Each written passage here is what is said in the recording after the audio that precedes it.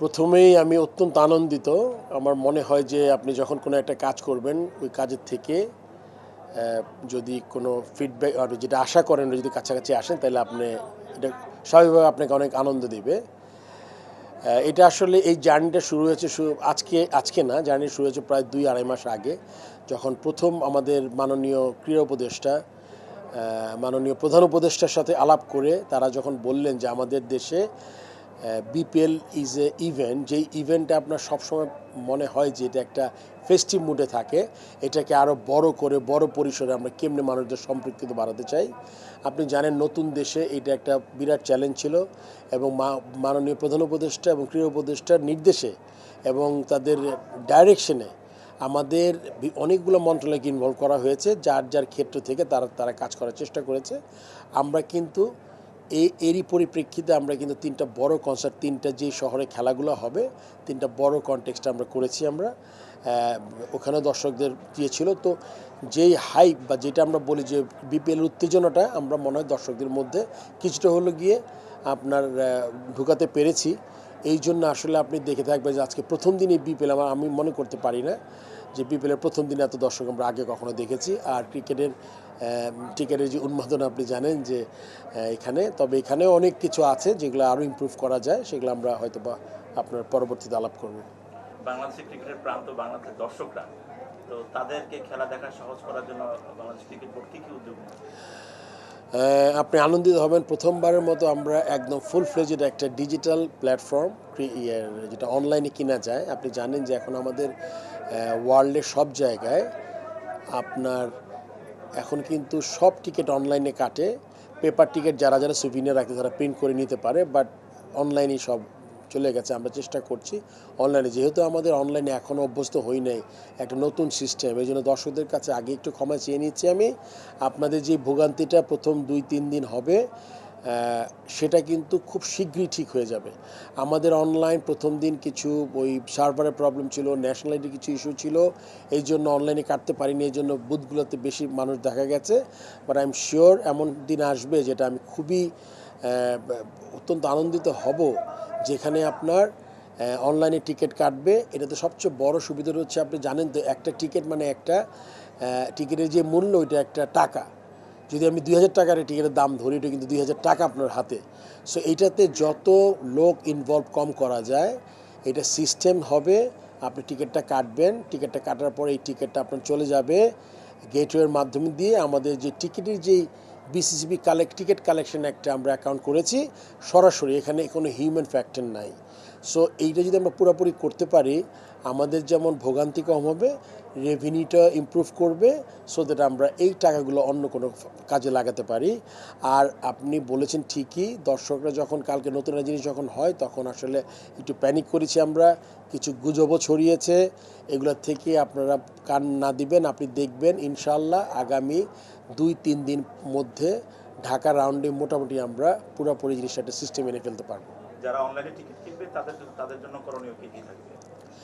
তাদের অনুরোধ থাকবে, অনলাইনে যারা টিকিট কেটেছেন তাদের প্রিন্ট করার কোনো দরকার নাই। টিকিটটা আপনি অনলাইনে কিনবেন, যেই ডিভাইসে আপনি কিনে নিয়ে আসবেন, ওই ডিভাইসটা আপনি শুধু যেই চেকার বা ট্র্যাকার বা যে মেশিন নিয়ে লোক থাকবে আপনার, কেন এটা আপনি জানেন এটা ডাবল ট্রিপল প্রোটেকশন দেওয়া টিকিট, এই টিকিট নকল করতে পারবেন না। কিউআর কোড ছাড়াও এখানে আরও নতুন একদম মানে খুবই উন্নতি প্রযুক্তি ব্যবহার করা হয়েছে, বিডিএস, এটা আপনি ইচ্ছা করলে নকল করতে পারবেন না। সো এটা যদি আসবে মেশিন রিড করবে, আপনি ঢুকে যাবেন নিশ্চিন্তে। সো আপনার টিকিট প্রিন্ট করার কোনো দরকার নাই। যারা ব্যাংক থেকে টিকিট কাটবেন ওখানে সেম বিডিএস থাকবে, এবং আপনাদের মাথায় রাখতে হবে প্রত্যেকটা টিকিটের হিসাব আছে। আমরা যেসব জায়গায় আমরা কিছু টিকিট আমাদের, আপনি জানেন যে আমরা বিনামূল্যে সরবরাহ করি, যারা আমাদের হেল্প করে থাকেন, তাদের টিকিট, রেভিনিউ টিকিট, সব টিকিটের কিউআর কোড, বিডিএস, প্রত্যেকের আলাদা নাম্বার, এই সেকেন্ড হ্যান্ড জেনারেট কেউ করতে পারবে না এই টিকিটটা। সো এটা আপনাদের মাথায় রাখতে হবে। আমার মনে হয় যদি নকল টিকিট দিয়ে কেউ ঢোকার চেষ্টা করেন, এটা আপনি সফল হবেন না।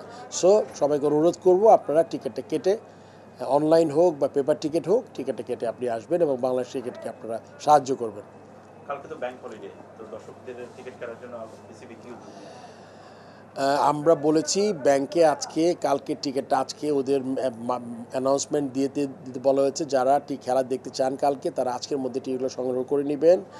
এই জন্য যেহেতু ব্যাংক বন্ধের জন্য আমরা টিকিটের অনলাইনে আমরা 35% দিয়েছিলাম, আমরা এখন অনলাইনে প্রায় 55% টিকিট দিয়েছি। আপনি অনলাইনে গেলে টিকিট পাবেন। সবাইকে অনুরোধ করব যারা খেলা দেখতে ইচ্ছুক কালকে তারা আজকের মধ্যে অনলাইনে টিকিটগুলো কিনে ফেলবেন এবং আপনি যতক্ষণ টিকিট থাকবে, এবং এটা বুঝতে হবে ঢাকা শহর আমাদের অত্যন্ত জনবহুল একটা শহর। এই শহরে কিন্তু আপনার অনেক মানুষ বাস করি। আমাদের কিন্তু স্টেডিয়ামের ক্যাপাসিটি মাত্র আপনার 24 না 25,000। তার মধ্যে থেকে বলেছিলাম কিছু টিকিট আমাদের বিভিন্ন এজেন্সিতে দিতে হয়। এছাড়া টিকিটে সব যে খেলা দেখতে ইচ্ছুক তারা একটু আগে টিকিটটা সংগ্রহ করবেন। আর আমাদের এখানে একটা সুইমিং পুলের পাশে একটা বুথ তৈরি করেছি। আপনাদের কাছে আমার অনুরোধ থাকবে, একটা ভালো জিনিস করার চেষ্টা করছে ক্রিকেট বোর্ড, এটাতে আপনারা সর্বোচ্চ সহযোগিতা করবেন। আপনারা এটা নিয়ে কোনো মারামারি নাই, আর এই টিকিট কিন্তু একসময় শেষ হয়ে যাবে, এইটা আপনার মেনে নিতে হবে। আপনার সেকেন্ড আবার ট্রাই করতে হবে। সো আমি সবাইকে অনুরোধ করব শৃঙ্খলা বজায় রেখে আপনারা, আজকে কিছু অনাকাঙ্ক্ষিত ঘটনা ঘটেছে, যারাই করেছে আমার আশা করব যে আপনি এই ধরনের কোনো কাজ করেন না। ক্রিকেট বোর্ড, আমি আজকে বোর্ড প্রেসিডেন্ট, এটা কিন্তু আমার কোনো সম্পত্তি নয়। ক্রিকেটে যারা কাজ করছে এমপ্লয়ি ছাড়া, তারা কাজ করে এমপ্লয়ি বেতন নেয়। তাছাড়া অনেক ডিরেক্টরস আছেন যারা তাদের সময় দিয়ে হেল্প করার চেষ্টা করছে। সো এটা আমাদের সবাইকে ওন করতে হবে। এটা ক্রিকেট বোর্ডটা সবার, আমাদের এটা আমাদের রক্ষা করা আমাদের দায়িত্ব। সো ক্রিকেটের জন্য ভালো কিছু হলে আপনাদের আমরা সবাই বেনিফিটেড হব। এই জন্য আমি সবার কাছে অনুরোধ করব আপনারা একটু ধৈর্য ধরবেন। এই ম্যাচ না দেখতে পারে নেক্সট ম্যাচে যাবেন। তবে এতটুকু প্রমিস আমি করতে পারি, আমি যেভাবে যেই উদ্যোগটা নিয়েছি এইটাকে আমি আপনার শেষ হয়ে গেলে আমার কিছু করার থাকবে না, কিন্তু এখানে কোনো অনিশ্চয়তা, দুর্নীতি, কোনো টিকিট থেকে না করে দেওয়া এরকম কোনো ঘটনা ঘটবে না। খেলা তো দেখবেই, সাথে কি দর্শকদের জন্য আর কিছু থাকতেছে? খুবই চমৎকার কোয়েশ্চেন করেছেন। অনলাইনে যারা টিকিট কাটবেন তাদের জন্য একটা র্যাফেলের মতো, একটা ড্রর মতো হবে প্রতিদিন আমাদের। ভেরি নাইস অফ হিম, যেটা একটা করে ইলেকট্রিক বাইক আমরা দিব, এবং এটা আজকে খেলার শেষের দিকে আপনারা জেনে যাবেন কে উইনার। তো যারা অনলাইনে টিকিট কাটছেন তাদের জন্য এই সুযোগটা থাকবে, যারা অফলাইন বা টিকিট কাটছেন তারা এই সুযোগটা পাবেন। So, this is এবার তো স্পিড অফ ইউথের হিসেবে আমরা আন্ডারেড আয়োজন করছি, কি কি আমাদের রাখা হয়েছে? আসলে তারুণ্যের উৎসব নাম দিয়েছি আমরা বিপিএলকে। আমরা জানেন যে অত্যন্ত রক্তক্ষয়ী একটা আন্দোলনের মাধ্যমে, যেটা আমরা অত্যন্ত দুঃখিত। আমরা এটা ভাষা প্রকাশ করা যাবে না জুলাই আগস্টে যে জিনিসটা ঘটেছে বাংলাদেশে, বাট আমাদের তাদের প্রতি শ্রদ্ধা রেখেই আমাদের এগিয়ে যেতে হবে, এবং আমরা চাই এই শোককে শক্তিতে পরিণত করার জন্য। এই জন্য আমরা এই বিপিএলটা ছিল, আপনাকে আগে উল্লেখ করেছি, আমাদের দুইজনের প্রধান এবং মাননীয় প্রধান উপদেষ্টা এবং ক্রীড়া উপদেষ্টার তাদের সরাসরি ডিরেকশনে এই জিনিসটা ছিল। তো সেক্ষেত্রে আমরা বেশ কিছু নতুন জিনিস করেছি। ধন্যবাদ দিতে চাই মাননীয় ক্রীড়া উপদেষ্টাকে। তিনি অত্যন্ত কম সময়ের মধ্যে আমাদের যে 3টে স্টেডিয়ামে খেলা হবে, ওই 3টে স্টেডিয়াম উন্নয়ন, যেটাতে আমাদের রিপেয়ারিং কাজ ছিল, আপনি জানেন পুরনো হয়েছিল, করতে হয়, অনেকগুলো টাকা বরাদ্দ করেছেন, এবং তার নির্দেশনায় অত্যন্ত সুচারুভাবে আর্মি কাজটা পালন করেছে।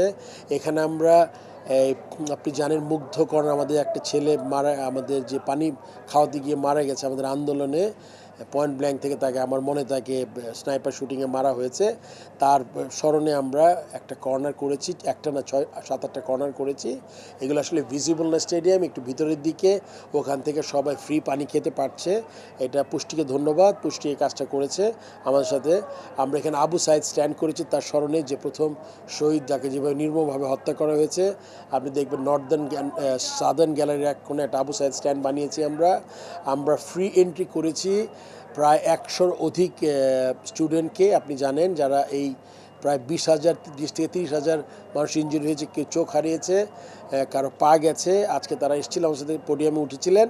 তাদের থেকে আমরা প্রায় 100 স্টুডেন্টকে আমরা খেলা দেখার ব্যবস্থা করেছি। আপনি জানেন গ্রাফিটি করছি, আমরা শুরু করেছি, দেরি হয়েছে, বাট হোপফুলি নেক্সট রাউন্ডে সব কমপ্লিট হয়ে যাবে। আমরা গ্রাফিটি করেছি এখানে 0 ওয়েস্ট জোন করেছি। এটা আমাদের প্রধান উপদেষ্টার একটা কনসেপ্ট যে আমরা একটা জোন করব, টিকিটের দাম একটু বেশি রেখে তারা যাতে ওইখানে করে, এটা মানে ওখানে বসতে পারে। এবং এই সর্বোপরি মিলিয়ে বেশ কিছু জিনিস আমরা চেষ্টা করেছি করার। এই এই এই দিক থেকে আমার মনে হয় এই বিপিএলটা একটু ভিন্ন অন্য সময়ের থেকে।